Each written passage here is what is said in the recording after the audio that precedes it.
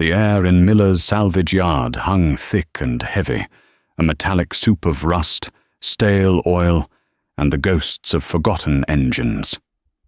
It was the summer of '72, and the sun beat down on the corrugated tin roofs of the sheds, making the heat shimmer up from the baked dirt. I kicked at a loose rock, my worn leather work boots scuffing a cloud of red dust.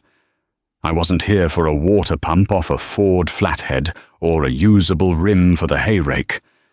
I was here for something bigger, something most folks considered dead and buried. There she sat, listing to one side like a beached whale, half swallowed by a jungle of thistle and burdock. An Alice Chalmers HD6 crawler tractor, 10 tons of faded Persian orange paint, now mostly a mottled tapestry of rust and grime.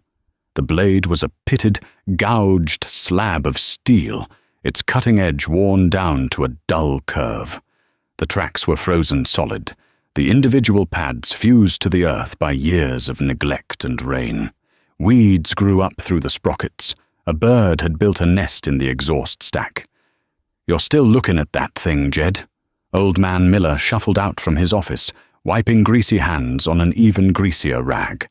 He squinted at me, his eyes two pale blue dots in a face creased like a road map. "Told you last week it's scrap price. Engines seized tighter than a banker's fist. Been sitting there since the county upgraded their fleet back in '65. I walked a slow circle around the machine, my hand tracing a line over the cold steel of a fender. I could feel the potential under the decay. My father, God rest his soul, had left me the 160-acre farm 3 years prior. It was good land, but 40 acres of it was a tangled mess of scrub oak, hickory, and rock-stubbled ground that had never seen a plough. Dad always said it was more trouble than it was worth, but I saw 40 more acres of corn, 40 more acres of soybeans, 40 acres of freedom from the bank. Buying the neighbor's 80 was out of the question. Prices were already starting to climb. Clearing my own land was the only way. And my John Deere 4020, as good a tractor as she was, couldn't handle that kind of work. "What's the weight on her, Mr. Miller?" I asked, peering at the engine block. It was a Buda diesel, the 4-cylinder powerhouse Alice Chalmers used before they started making their own. Parts would be a nightmare to find. Little over 20,000 pounds, give or take a few £100 of mud dauber nests, he grunted. "Scraps fetching 4 cents a pound. You do the math." $800, a fortune for a machine that might never run again. It was the money I'd saved from selling 2 good steers, money my wife Sarah was hoping would go toward a new linoleum floor for the kitchen. Just then, a cloud of dust announced a visitor. A brand new, gleaming, cherry-red Ford F-250 Ranger pulled in, kicking up gravel. The door opened, and out stepped Richard Peterson. Rich's father owned the biggest spread in the county, and Rich was running it now, expanding it with a kind of manic energy. He was all new money and new ideas, which mostly meant new debt. He walked over, a smirk already playing on his lips, his new Justin boots looking ridiculous in the grimy salvage yard. "Well, well, Jedediah Miller," he boomed, clapping me on the shoulder a little too hard. "Don't tell me you're shopping for parts for that old 2-cylinder pop John of yours again. Thought that thing would have shaken itself to pieces by now." He was talking about my father's old John Deere B, which I still used for raking hay. I ignored the jibe. "Just looking, Rich." Rich's eyes fell on the derelict Dozer. He let out a short, barking laugh.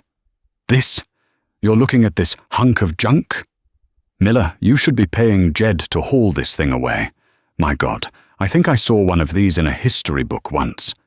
He kicked one of the frozen tracks with the toe of his shiny boot. It didn't budge, but the clang of leather on steel echoed in the quiet yard. "I'm here dropping off the old man's farmal, M. Sentimental value is one thing, but it can't keep up. Just took delivery on a new International 1066. Turbocharged diesel, 125 horses at the PTO. Got the cab with the air conditioning and the radio. That's how you farm in the 70s, Jed. You gotta go big or go home. He was the poster boy for the Production Credit Association. The PCA loved guys like Rich, guys who weren't afraid to borrow, to leverage their land for the latest and greatest iron. They saw me as a relic, a man clinging to his father's outdated, debt-averse ways. That new International pullin' a new loan payment with it? I asked, keeping my voice even. Rich's smirk widened. Takes money to make money, my friend. You can't make a profit hiding in your machine shed, trying to weld a cracked block. While you're out here dreaming about fixing this pile of scrap, I'll be plowing another 100 acres I just picked up from the Wilson place. He looked from the Dozer to me, shaking his head in mock pity. You stick with your antiques, Jed. Some guys are just built for staying small. He swaggered off toward Miller's office, the embodiment of everything that was changing in the farming world. The move away from stewardship to speculation, from self-reliance to dependency on the bank. I watched him go, a slow burn starting in my gut. He was right about one thing. I was built different. I believed that what you owned outright. Debt was a chain, and I'd seen it break too many good men. I turned back to the Dozer. Rich's words, meant to sting, had instead solidified my resolve. This wasn't just a machine, it was a statement. It was my way of growing without owing, my way of fighting back against the tide of easy credit and bigger is better thinking that was sweeping the heartland. I'll take it, Mr. Miller, I said, my voice firm. $800. The old man just shook his head, a flicker of what might have been respect in his tired eyes. It's your funeral, son. How in the blazes you even planning on moving it? That was a question I hadn't quite answered myself, but looking at that 10-ton challenge, I knew one thing for sure. I would find a way. My way. Now, before we get into the grease and grime of bringing this old beast back to life, I gotta ask you all something. Have you ever taken on a project that everyone, and I mean everyone, told you was a fool's errand? A project that had your friends and neighbors shaking their heads and whispering behind your back? Let me know down in the comments what it was, and if you prove them wrong. I've always found that the victories folks tell you are impossible are the ones that taste the sweetest. Getting the HD6 home was the first battle in a long war. Miller didn't have a trailer that could handle that kind of weight, and hiring a lowboy was out of the question. That would cost a couple $100 I didn't have. So it had to be the old way. Brute force and ignorance. I spent the better part of a day just getting the tracks to break free. I used a long-handled sledgehammer and a steel wedge, driving it between the track pads and the hardened earth. I soaked the sprockets and idlers in a mixture of diesel fuel and used motor oil, a concoction my father called farmer's friend. Finally, with a groan of tortured metal, one of the tracks moved a fraction of an inch. It was enough. The next Saturday, I brought my 40-20 over. It was a 1968 model, the last tractor my dad bought. A new generation diesel with the synchro range transmission. Strong, reliable, and paid for. I backed it up to the Dozer and hooked up 2 logging chains, doubling them up from my drawbar to the crawler's front hook. I put the 40-20 in its lowest gear, eased out the clutch, and slowly tightened the chains. The John Deere's diesel engine deepened its roar. The rear tires dug into the gravel of the salvage yard, and for a long moment, nothing happened. It was like trying to pull a mountain. Then, with a sound like a gunshot, a root a foot thick snapped under the Dozer's belly. The crawler lurched forward a few inches, dragging a deep scar in the dirt. It took me 6 hours to drag it the 2 miles home. 6 hours of the 40-20, screaming at full throttle, black smoke pouring from its stack, the temperature gauge creeping up near the red. Every time I had to cross the paved county road, the steel tracks of the Dozer chewed up the asphalt, a sin I knew I'd hear about later. By the time I got it into my machine shed, the sun was setting. My arms felt like jelly from wrestling the steering wheel, and the 40/20's clutch smelled hot. But she was home. My $800 gamble was sitting on my own concrete floor. The next day, Sarah came out to the shed, a cup of coffee in her hand. She looked at the colossal, silent machine that filled the main bay, then at me. She didn't say a word, but her eyes asked the question. Was the new kitchen floor sitting right here, rusting in our shed? "It'll work, Sarah," I said, trying to sound more confident than I felt. "It's going to take time, but it'll work." She just nodded and handed me the coffee. "Dinner's at 6. Don't forget to wash the grease off your hands this time." Her support was quiet, but it was as solid as the foundation of our house. The winter of '72 was a cold one, and I spent nearly every evening and weekend in the shed with the Alice Chalmers. The first order of business was the engine. I drained a gallon of milky, waterlogged oil from the pan. I pulled the injectors, and they were rusted solid. Using a 6-foot breaker bar with a piece of pipe on the end for more leverage, I tried to turn the engine over by the crank nut. It wouldn't budge, seized solid, just as Miller had said. There was no way around it. It had to come apart. I rigged up a chain hoist to the rafters of the shed, a move that made the old timbers creak in protest. Piece by piece, I disassembled the top half of the engine, the valve cover, the rockers, and then the cylinder head itself. It was cast iron and must have weighed 200 pounds. It took all my strength to wrestle it off the block and onto my workbench. The sight inside was disheartening. The cylinder walls were streaked with rust. 2 of the 4 pistons were frozen in their bores, locked in place by years of rainwater that had seeped down the open exhaust. This was the point of no return. This was where any sane man would have cut his losses and called the scrapper. Rich Peterson's mocking laughter echoed in my head. But I wasn't any sane man. I was a miller, and a miller doesn't quit. I spent a week just trying to get the pistons out. I filled the cylinders with penetrating oil, letting it soak. I tried heating the block with a propane torch and tapping the piston crowns with a block of wood and a heavy hammer. Nothing. Finally, I resorted to the nuclear option. I built a small, contained fire with charcoal briquettes on top of each piston, heating them cherry red, then doused them with cold water. The thermal shock, combined with a few well-placed blows from a 10-pound sledge on a heavy oak dowel, finally broke them free. They came out with a screech of metal on metal, scarred and pitted, but they were out. The news of Jed's folly spread through the county. When I went to the co-op for feed, guys would stop talking when I walked in. I'd catch them whispering, shaking their heads. At the diner one morning, I overheard a couple of old-timers in the next booth. Heard Jed Miller's trying to resurrect that old Alice from the boneyard, one said. His daddy must be rolling in his grave. The boy's got more stubbornness than sense. Even Mr. Abernathy, the president of the local bank, pulled me aside after church one Sunday. "Jed," he said, his voice a low, concerned murmur.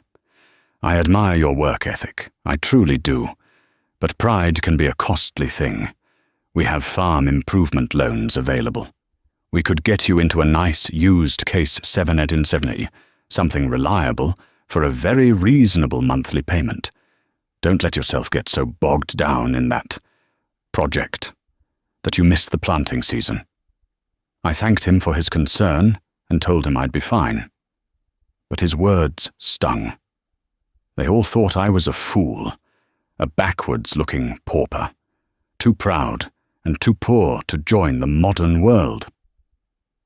The work continued. I took the engine block to a machine shop in the next county, the only one with equipment big enough to handle it. They bored the cylinders 30 thousandths over. I spent weeks tracking down new old stock pistons and rings, calling salvage yards in 3 states. I found a guy in Wisconsin who had a crate of military surplus Buddha engine parts left over from the Korean War. It was like a treasure hunt. I ground the valves by hand, replaced the bearings, and meticulously cleaned every single bolt and oil passage.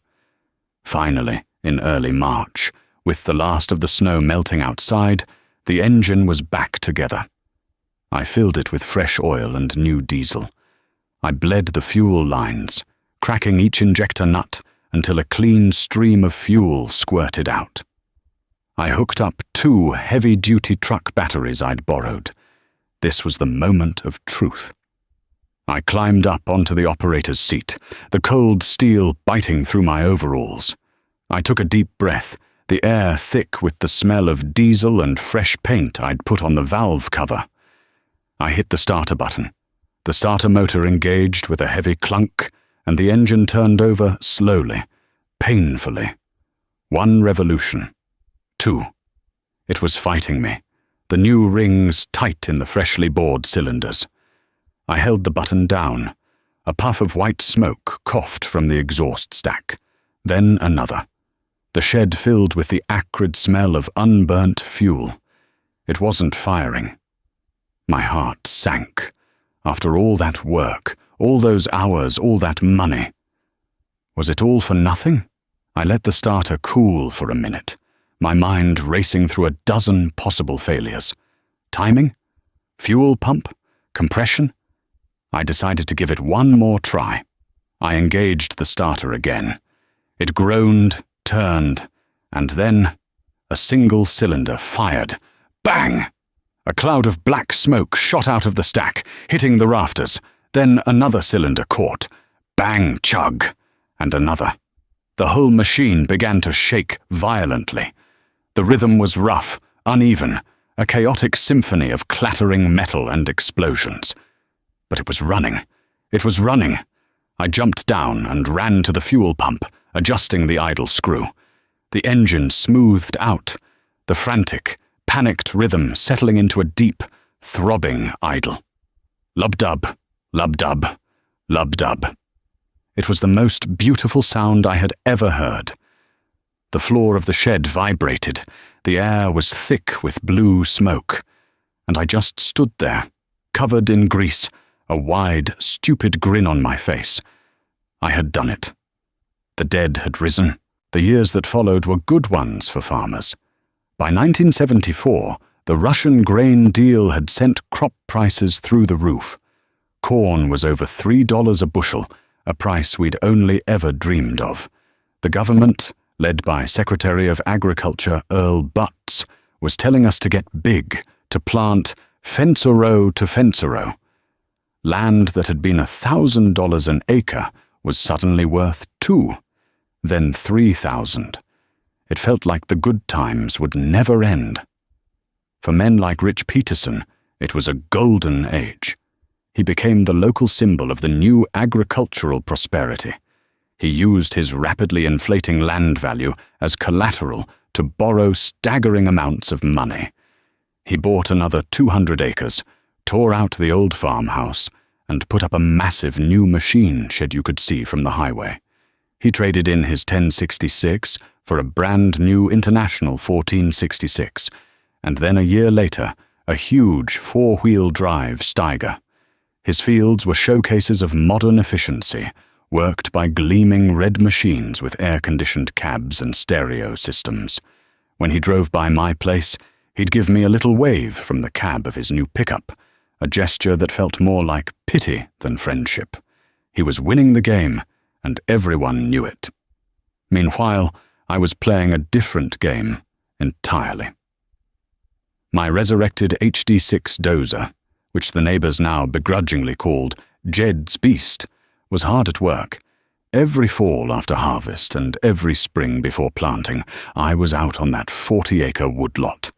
The work was brutal. The Dozer had no cab, just an open seat. In the cold, the wind cut right through you. In the heat, the engine baked you.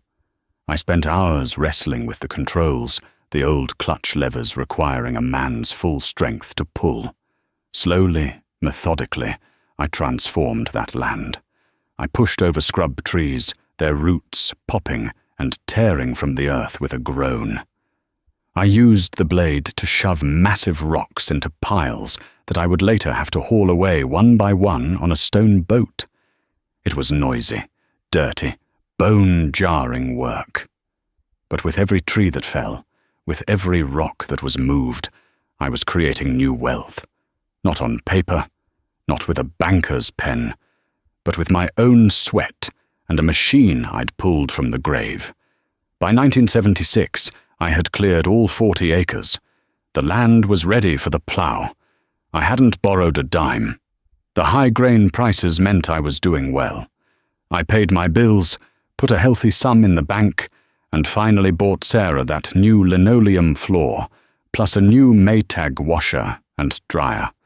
We weren't living high on the hog like the Petersons, but we were comfortable.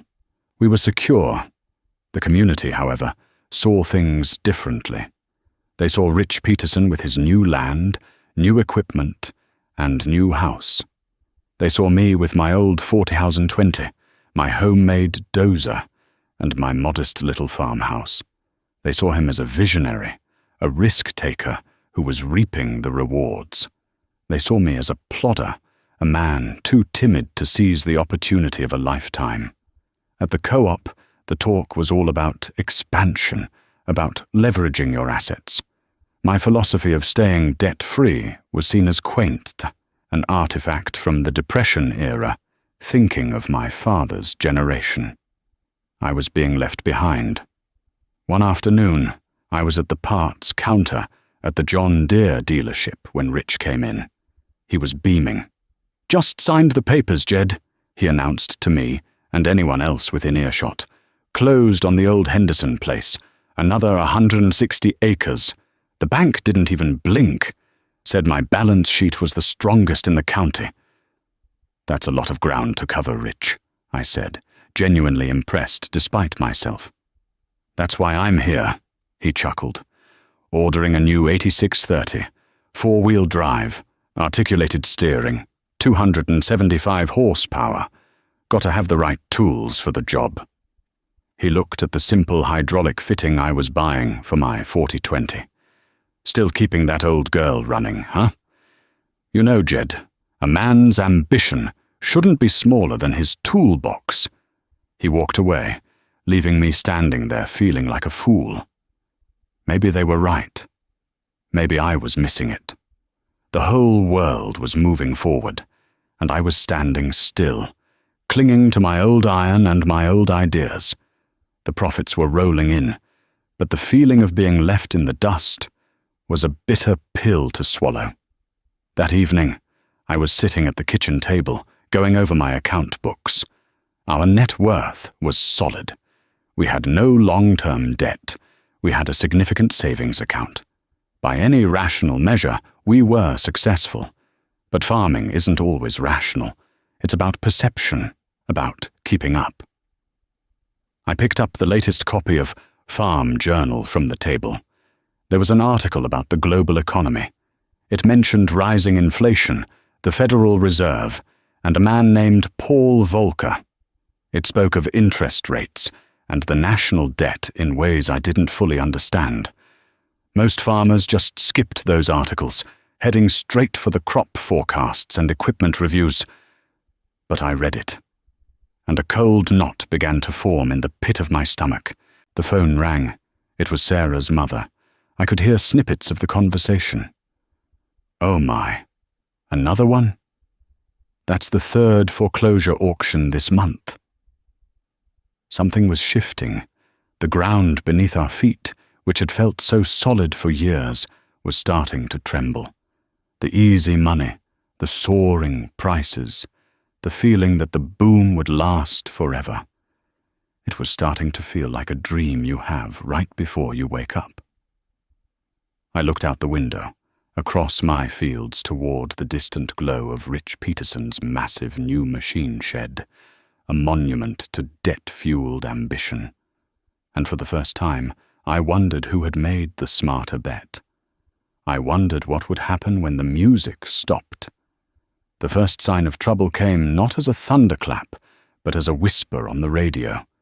It was the winter of 1980.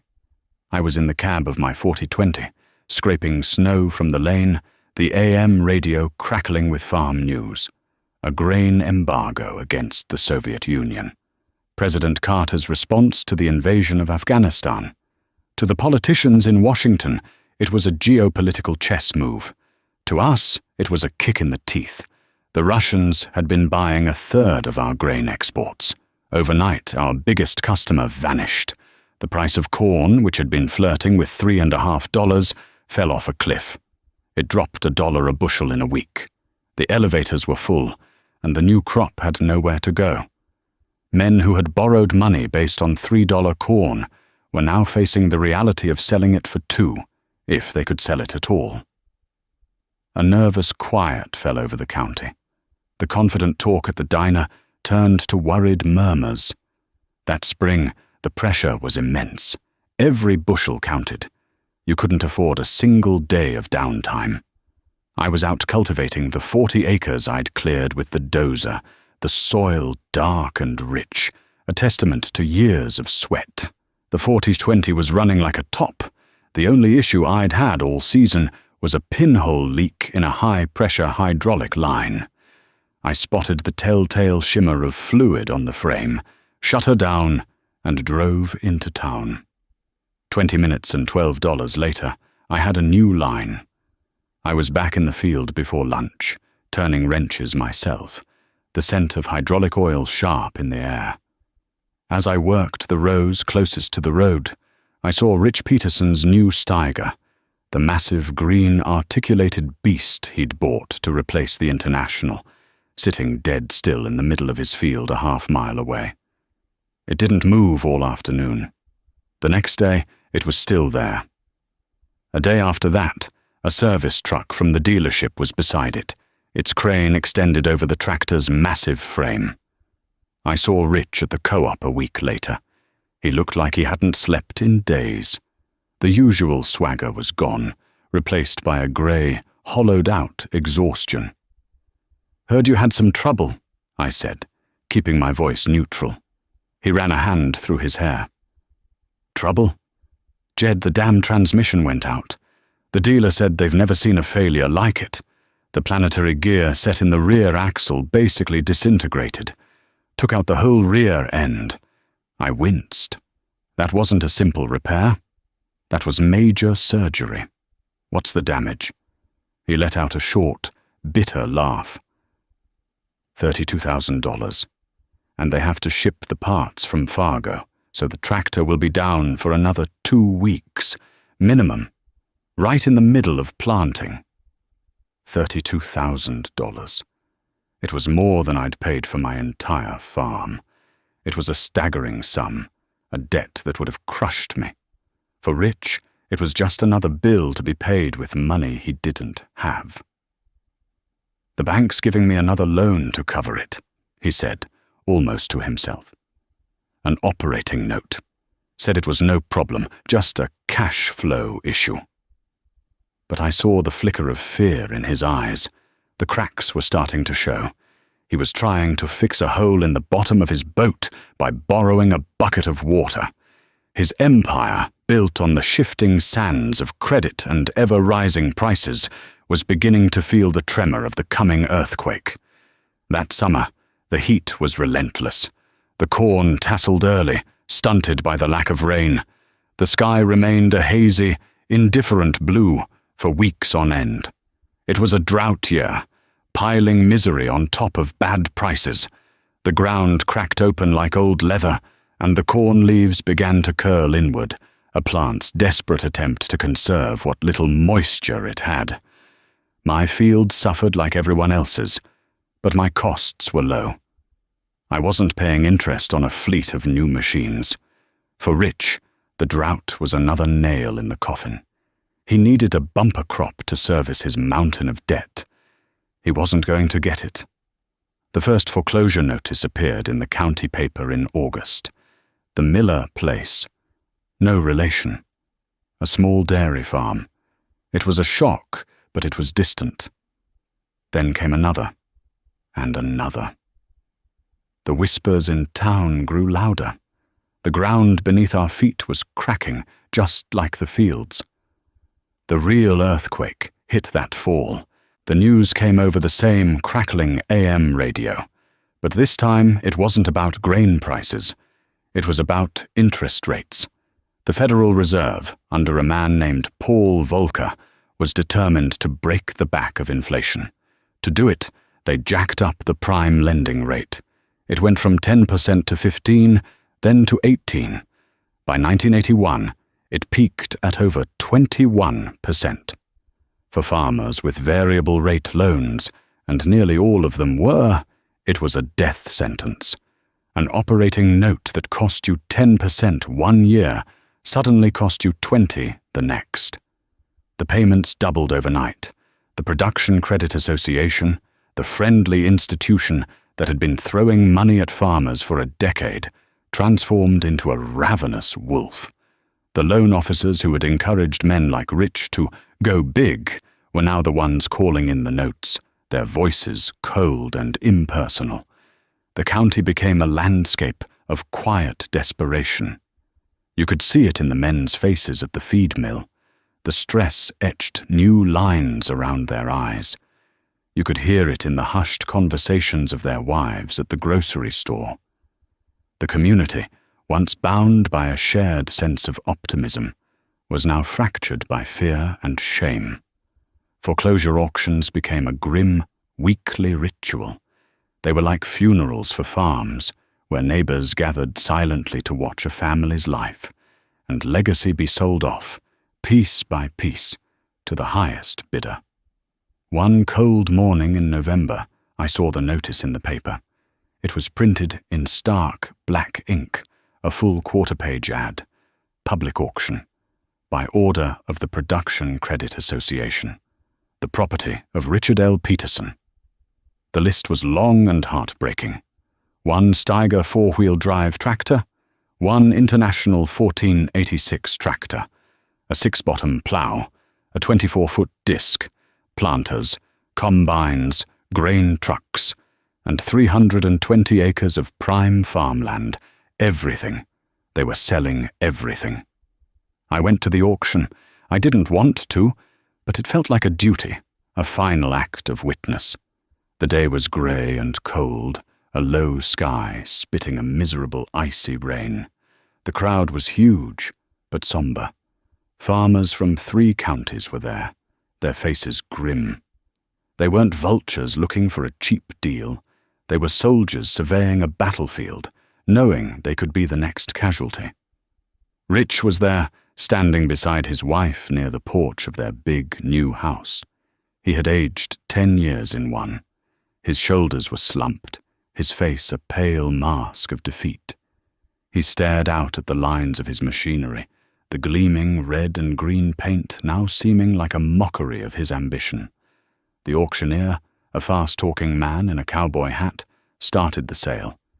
His voice, amplified by a portable loudspeaker, was jarringly cheerful as he sold off the pieces of Rich's dream. "All right, folks, look at this beautiful machine. A Steiger Panther, barely 2,000 hours on it. Who'll start the bidding at 50,000? 40? Who'll give me 30? The tractor that had cost Rich over $100,000, the one with the $32,000 repair bill, sold for $28,000. A speculator from out of state bought it. Rich didn't even flinch. He just stared into the middle distance, as if he were watching a movie of someone else's life. I stood in the back of the crowd, my hands jammed in my pockets, a lump in my throat. This wasn't a victory. It wasn't vindication. It was a tragedy. Rich hadn't been a bad man, just a proud one. He had played the game exactly as the bankers and the government had told him to. He'd listened to Earl Butts. He'd gone fence row to fence row. He had believed in the promise of modern, leveraged agriculture. And now it had broken him. My own farm felt like a lifeboat in a hurricane. With no debt, the 20% interest rates were just a number on the news. With low input costs, I could survive the $2 corn. I was still using my 40/20 for the main fieldwork. And the old HD6, my $800 folly, had become an unexpected source of income. With so many farmers struggling to keep their heads above water, they couldn't afford to hire contractors. I did custom work, clearing out old fence lines and digging small ponds for $50 an hour. That old Dozer, the symbol of my supposed backwardness, was putting cash in my pocket, while my neighbors' shiny new machines were being hauled away on lowboy trailers. I had survived. I had weathered the storm by clinging to the old ways, to the simple, brutal logic of owing no man anything. The auctioneer moved on to the land. It was the final, most painful part of the dismemberment. They sold it off in 80-acre parcels. The first 80 went, then the second. These were the tracts Rich had bought during the boom years. Then the auctioneer moved to the last parcel. "And now, ladies and gentlemen," he bellowed, his voice echoing across the muddy farmyard, "the crown jewel, the original Peterson Home 80, the homestead, a beautiful piece of ground, with the house and the main outbuildings. Let's start the bidding at $1,000 an acre." My heart pounded in my chest. This was the land Rich's grandfather had settled. This was the core, the very soul of his family's farm. I watched Rich's wife finally break, burying her face in his shoulder as quiet sobs shook her body. Rich put an arm around her, his own face a study in stone-cold misery. The bidding was slow, money was tight, and no one wanted to be seen as profiting from a neighbor's ruin. The price crept up, 1,000, 1,100, 1,200 an acre. It stalled there. The auctioneer tried to coax more bids from the silent crowd. 1,200, folks, a bargain for a piece of land like this. Going once, going twice. I thought of Rich's words in the salvage yard all those years ago. You stick with your antiques, Jed. Some guys are just built for staying small. I thought of his condescending smiles, his boasts about his new tractors, and his ever-expanding acreage. I could have let the hammer fall. I could have walked away, feeling the grim satisfaction of being proven right. But looking at him standing there, a broken man who had lost everything, all I felt was a profound sadness. We weren't enemies. We were just two farmers who had placed different bets. I had been saving my money for years, putting the profits from the good times into certificates of deposit at the bank, earning steady, if unspectacular, interest. I had a substantial sum set aside. I knew what this land was worth. I knew its history. Before I even knew I was going to do it, my hand was in the air. 1,300, I said. My voice was clear and steady, cutting through the damp air. A murmur went through the crowd. Heads turned to look at me. The quiet man who kept to himself. Rich's head snapped up, his eyes locking with mine. There was no anger in his gaze, only a stunned, bewildered disbelief. The auctioneer's face lit up. "I've got 13. Who'll give me 14? Silence. "Going once at 1,300. Going twice." He looked around the crowd, his eyes pleading. No one moved. "Sold," he shouted, his gavel cracking down like a rifle shot. "For $104,000 to Jedediah Miller." I didn't buy the rest of his land.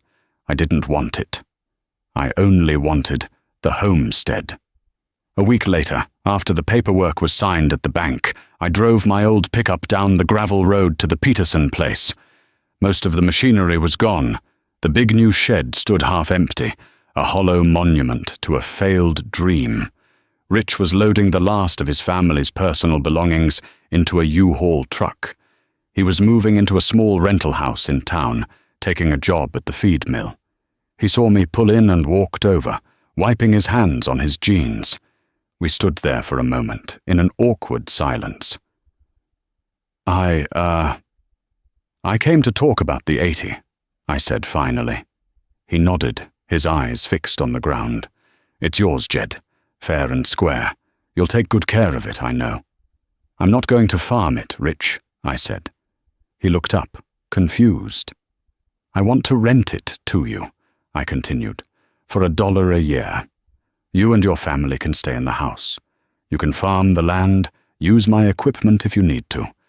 And when you get back on your feet, you can buy it back from me for exactly what I paid for it. No interest. He stared at me, his mouth slightly open. He tried to speak, but no words came out. His face, which had been a mask of hard, bitter pride, began to crumble. His eyes filled with tears, and he turned away, struggling to compose himself. Why? He finally choked out, his back still to me. After everything, all the times I acted like a damn fool, why would you do this for me? I looked out over the fields, the same fields his grandfather had broken with a team of horses. I thought of my own father, and the lessons he had taught me about community, about stewardship, about being a neighbor. Because this is your home, Rich, I said quietly, and a man ought not to be kicked out of his home. We all just got caught in the same storm. Some of us were just in a better boat. Life settled into a new rhythm after that. The 1980s were a long, slow climb out of a deep hole for American agriculture. Many farms didn't make it. Their names vanished from the mailboxes, replaced by corporate logos. But our small corner of the world began to heal. Rich worked at the mill during the day and farmed his 80 acres in the evenings and on weekends. He did it the old way, the slow way, the way I did it. He used my 40-20. He learned to fix things himself. The bravado was gone, replaced by a quiet, fierce determination. 5 years later, he walked into my kitchen, set a cashier's check on the table, and bought his home back. The way people in the county looked at me changed. My reputation for being stubborn and old-fashioned was replaced by something else. Respect. The old-timers who had once whispered about my folly now nodded when I saw them in town. They had seen the flashy operators come and go, but the quiet, debt-free farmer was still standing. They understood now that my father's ways weren't born of fear, but of wisdom. Years melted into decades. Sarah and I raised 2 children in that little farmhouse. Our son Ben grew up with grease under his fingernails and the smell of diesel in his clothes. He learned to drive on the John Deere B, my father's old tractor, just as I had. When he was 16, I took him out to the machine shed. The old Alice Chalmers HD6 sat in the back corner, covered in a fine layer of dust, its Persian orange paint faded but dignified. It didn't do much work anymore, but I could never bring myself to sell it. It was more than a machine. It was a monument. "See this, Ben?" I said, slapping my hand on its cold steel fender. This thing taught me the most important lesson I ever learned. He looked at the old crawler, then back at me. That it's better to fix something old than buy something new? That's part of it, I said. But it's more than that. This Dozer, it looks like a weapon. It's 10 tons of brute force. But its real power isn't in what it can destroy. It's in what it can build. It cleared that 40 acres out back, land that everyone else said was worthless, and it made it valuable. It didn't do it with a loan or a signature on a piece of paper. It did it with steel and sweat and patience. It built wealth out of nothing but hard work. I looked out the open door of the shed, across my fields, green and healthy under the afternoon sun. I could see the roof of Rich Peterson's house over the rise. He had expanded again, but slowly, carefully, paying cash for every acre. Our sons played on the same high school football team. In this life, I told my son, people will tell you to get bigger, to go faster, to borrow against tomorrow to pay for today. But the land doesn't care about any of that. The land rewards patience. It rewards stewardship. And it will always, always break the man who confuses the size of his debt with the measure of his success. Never forget that. Ben nodded, his young face serious. He reached out and laid his own hand on the dozer's blade, feeling the history in its pitted, scarred steel. In that moment, I knew the lesson had been passed on. My father's legacy, filtered through me and embodied in a resurrected machine from a forgotten time, was safe. The farm was safe. And as the sun began to set, casting long shadows across the yard, its last golden rays glinted off the faded paint of the old Alice Chalmers, shining for a moment like a promise kept.